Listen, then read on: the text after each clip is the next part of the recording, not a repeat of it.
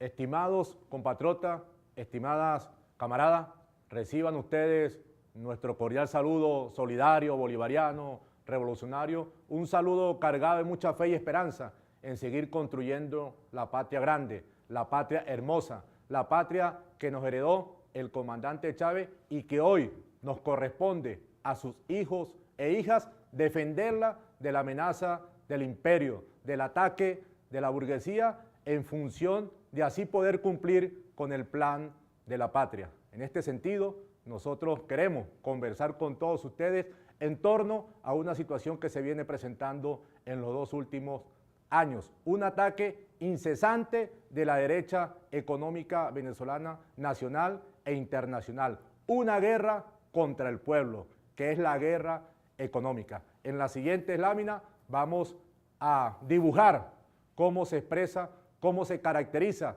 esta guerra económica, enfocándola desde el punto de vista internacional, sus diferentes vinculaciones, articulaciones, cómo se expresa a nivel nacional y qué debemos hacer nosotros para que la misma la podamos superar como efectivamente lo hemos venido alcanzando, pero que necesitamos acelerar para que de esa manera el pueblo venezolano tenga el acceso a los bienes, a los servicios a un precio justo. Todos unidos con el comandante, con el jefe del Estado, el líder de este proceso revolucionario como lo es el presidente Nicolás Maduro, quien ha asumido la batuta y la herencia que nos legó el comandante Chávez. Podemos visualizar cómo ha evolucionado la estructura económica venezolana. Es importante indicar, en primera instancia, que una de las características fundamentales de nuestra economía, que ha sido una economía monoexportadora, es decir, ha dependido de un rubro principal para la obtención de sus divisas que luego son invertidas a nivel interno. En su momento fue el ganado, luego del ganado pasamos al cacao, del cacao pasamos al café como principales rubros de exportación. En estas 3 fases hablábamos de una Venezuela agroexportadora, pero siempre vinculado al elemento monoexportador. Y a partir del siglo XXI entra en el escenario el petróleo.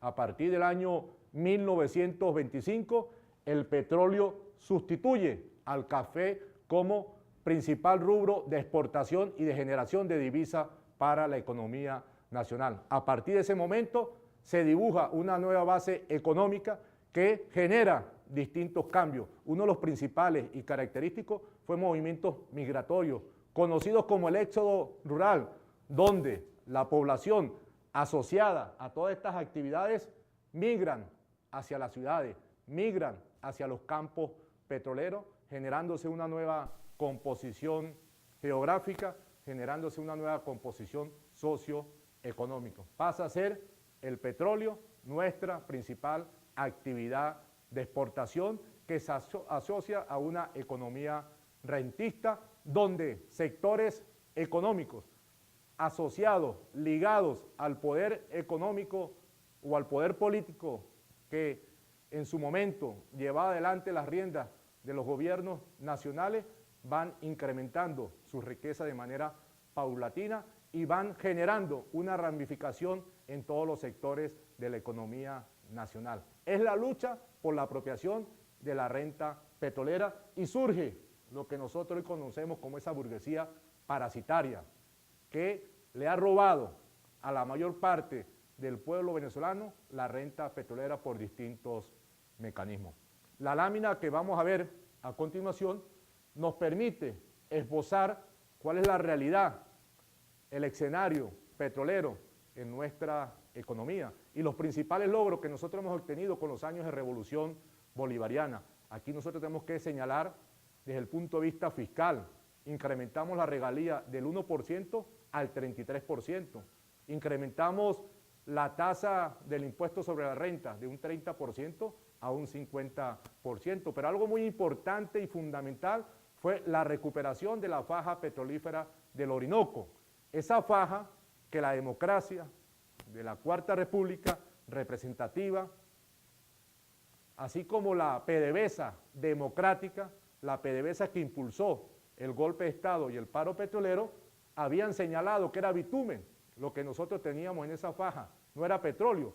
El bitumen se cotiza por un precio muy inferior al barril petrolero. Nosotros logramos con el gobierno de Chávez la certificación a nivel internacional de lo que existe en la faja petrolífera es petróleo. Y hoy esa faja se llama Hugo Chávez. En ningún momento nosotros escuchamos a los voceros de la contrarrevolución hacer referencia a ese logro importante que nosotros hemos alcanzado. Asimismo, rompimos con la privatización que se estaba dando de los campos petroleros, con los denominados convenios operativos, con la denominada internalización, con las asociaciones estratégicas, es decir, la apertura petrolera, que lo que estábamos haciendo era entregarnos la explotación de nuestro petróleo a grandes transnacionales. Nosotros eso lo recuperamos gracias a las gestiones que llevó adelante el comandante Chávez y se crearon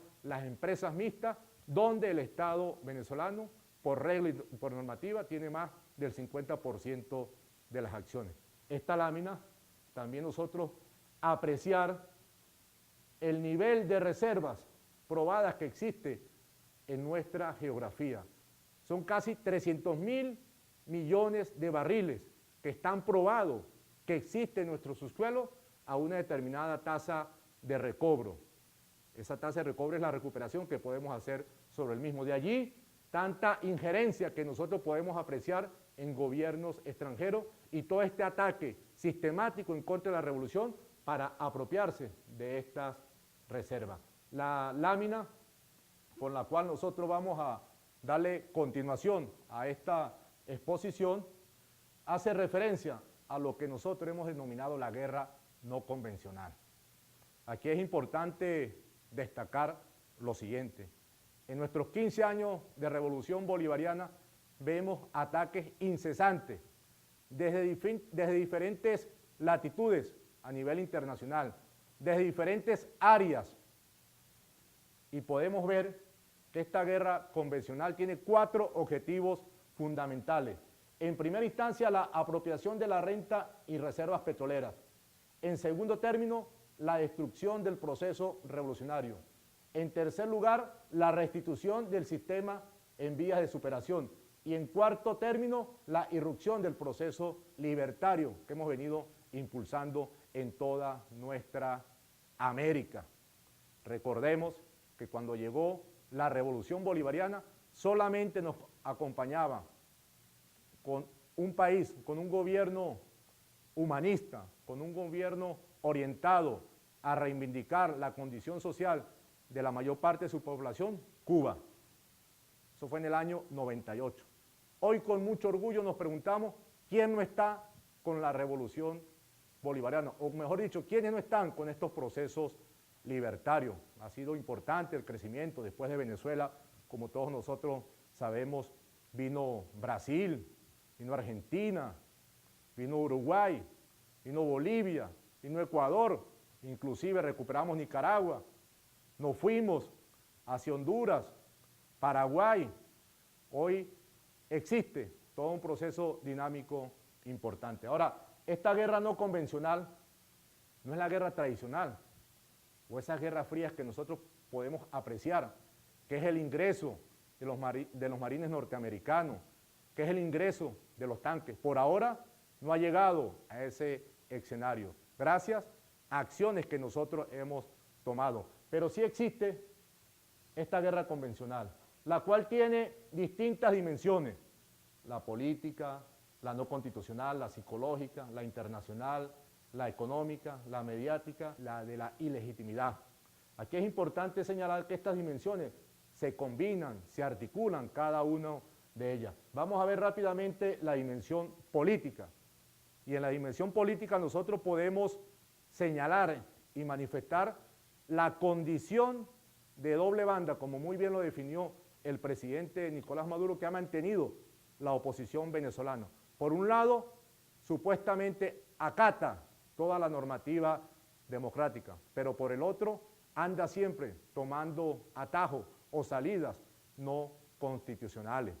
Recordemos, Coordinadora Democrática, recordemos la MUC, actualmente es la agrupación de estos partidos de derecha y qué otros actores han participado en esta doble banda, Fedecámara, la Conferencia Episcopal Venezolana, sus voceros. Y esta oposición siempre ha mantenido una posición de obstrucción a cualquier política que nosotros podamos desarrollar desde el punto de vista ejecutivo, pero también desde el punto de vista legislativo. Recordemos, no hace mucho tiempo, mes de diciembre, cuando se iba a la renovación de los poderes públicos, vemos cómo la oposición participó en primera instancia y luego cuando fuimos a tomar las decisiones definitivas se retiraron, a pesar de que siempre estaban exigiendo que vamos a renovar el defensor del pueblo o la defensora, la fiscalía, los magistrados, el Consejo Nacional Electoral. Cuando nosotros damos el paso adelante, ellos salen con una jugada, tal como lo hicieron en el año 2005 en torno al retiro de las elecciones parlamentarias para tratar de descomponer el sistema democrático. También podemos hablar que está asociado a la vía no constitucional, atajos que nosotros hemos podido apreciar, golpe de Estado del año 2002, paro petrolero del año 2002, presencia de paramilitares, recordemos la finca Dactari, el año pasado la salida, 43 muertos. Este año acabamos de desmontar un golpe de Estado. La oposición trata de banalizarlo, decir que eso no es así. La oposición pretende que nosotros le entreguemos el cadáver de Nicolás Maduro. No lo vamos a hacer. Ya está bueno. Vimos el cadáver de Danilo Anderson, el cadáver de Eliezer Otaizan, el cadáver del camarada Robert Serra. Gracias a la posición patriótica de funcionarios, o no de funcionarios, de militares de la Fuerza Armada Nacional Bolivariana, así como la de la inteligencia del gobierno nacional, nosotros logramos desmontar ese golpe de Estado. Rápidamente, 2002, el presidente Chávez venía señalando, hay acciones que están fuera del marco de la ley, se está intentando en contra de la constitucionalidad, de la institucionalidad. ¿Qué señalaba la oposición? Que era mentira, que era cuento nuestro. Vino el golpe de Estado. Gracias a todo un pueblo que se movilizó, nosotros logramos restituir al comandante Chávez en la primera magistratura. Y ahora, entonces, le da por firmar un supuesto acuerdo para la transición, que están reviviendo el decreto de Carmona del año 2002, con un poco de maquillaje. Los vamos a derrotar. Vemos cómo siguen fomentando disturbios, incitando a la violencia, incitando a generar acciones que pudiesen conllevar a un estallido social. Otra arista que tenemos es la ilegitimidad dentro de esta guerra no convencional, que lo apuntan desde diferentes mecanismos y todo tiene por finalidad deslegitimar a las instituciones, a los distintos poderes públicos, generar un espacio, generar que existe una supuesta ingobernabilidad. Se intenta darle validez a ONG que son financiadas por el Departamento de Estado norteamericano y entonces ellos asumen como válido su actuación. Recordemos Súmate, el Foro Penal Venezolano, Transparencia Venezuela. De igual forma, otra dimensión que podemos conseguir nosotros es la mediática. Aquí podemos apreciarla, conocida por todos nosotros, tiene que ver con televisión, con radio, con medios impresos, con redes sociales, que construyen matrices de opinión, que posicionan mentiras como verdades absolutas. Esos han sido los opositores reales que ha tenido la revolución bolivariana, que ha tenido el pueblo venezolano. Ante esta componenda de medios de comunicación, de sus dueños nacionales e internacionales, nosotros hemos podido avanzar y hemos tenido en los medios alternativos un apoyo importante para efecto de nosotros poder avanzar y decirle la verdad al pueblo venezolano. Tuvimos un excelente comunicador que fue el comandante Chávez. Por eso es que todos nosotros tenemos que convertirnos, tenemos que ser repique en cada uno de nuestros espacios, en nuestro barrio, en nuestra aldea, en nuestra urbanización, tomar los medios comunitarios, generar información para la prensa escrita, construir nuestros propios medios y algo muy importante, activarnos en las distintas redes sociales. La dimensión psicológica es una dimensión que está generando bastante daño, que es donde viene la artillería pesada, para denominarla de esa manera. Es la manipulación de las percepciones, vía noticias, vía artículos, vía redes. Es la organización sistemática de operaciones psicológicas que buscan la forma de elevar la conflictividad a través de distorsionar la realidad con rumores, con falsas alarmas, tergiversando la información. Aquí nosotros debemos de estar atentos porque eso genera una penetración en el pueblo venezolano. Asimismo, también nosotros queremos señalar o explicar que particularmente en estos momentos, cuando hemos podido apreciar colas que se han generado en distintos espacios, las cuales nosotros vamos a abordar más adelante cuando veamos el escenario económico, pero son instrumentos de guerra que hoy utiliza el imperio, que tiene que ver con la posibilidad de generar neurosis en la población, es decir, trastornos mentales que distorsionen el pensamiento racional y el funcionamiento a nivel familiar, a nivel social, a nivel laboral. Una neurosis que te genera una posición de angustia, que te puede generar una posición de histeria. Lo que busca es conllevar a una situación de violencia, sembrar el miedo, exacerbar los ánimos, generar desconcierto y en el caso de las colas, una nueva definición que se ha incorporado que es la ristratimia, es decir, aquella persona que se pone a hacer cola sin saber qué se está vendiendo, pero tengo que hacer cola porque tengo que comprar algo. Son elementos muy bien manejados por los distintos medios de comunicación bajo efectos o mensajes subliminales. Ahora vamos a abordar el escenario internacional. Y este escenario internacional nosotros lo podemos apreciar en las intenciones, todas las acciones que se han desarrollado desde fuera de nuestra geografía, utilizando diferentes organismos internacionales que han sido instrumentos que ha creado el mismo imperio para mantener su hegemonía, países que se prestan para ese juego con la finalidad de someter por esa vía a la revolución bolivariana y tratar de declarar a Venezuela como un estado forajido o un estado fallido. Y eso se ha caracterizado por 5 o 6 elementos que podemos señalar.